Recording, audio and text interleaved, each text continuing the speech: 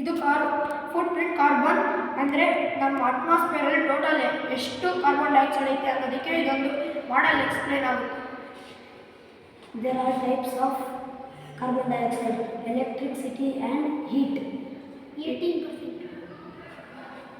Land use change and forestry. 9% of carbon. Waste. 1.4% of carbon. Petroleum refining.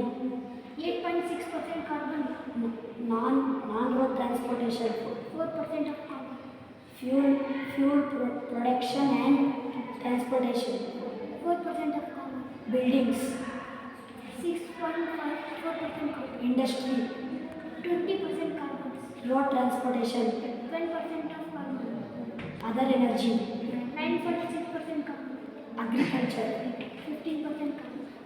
Carbon dioxide ಅದು ಒಂದು element sir, ಅದು ಒಂದು non metal, ಅದು all ಆರ್ಗನಿಸಮ್ಸ್ಗೆ main resource. Carbon dioxide ಇಲ್ಲಾಂದರೆ ಭೂಮಿಗೆ ತಂದೆ ಆಗುತ್ತೆ ಸರ್. ಆಮೇಲೆ ಕಾರ್ಬನ್ ಡೈಆಕ್ಸೈಡ್ಗಿಂತ ಹಿತವಾಗಿ ಬಿಸಿ ಇರುತ್ತೆ. ಆಮೇಲೆ ಏನು ಪ್ರಭಾವ ಆಗುತ್ತೆ ಅಂದರೆ, ಏನಾದರೂ ಕಾರ್ಬನ್ ಡೈಆಕ್ಸೈಡ್ ಜಾಸ್ತಿ ಆಗಿದ್ರೆ ಗ್ರೀನ್ ಹೌಸ್ ಎಫೆಕ್ಟ್ ಮತ್ತು ಗ್ಲೋಬಲ್ ವಾರ್ಮಿಂಗ್ ಆಗುತ್ತೆ.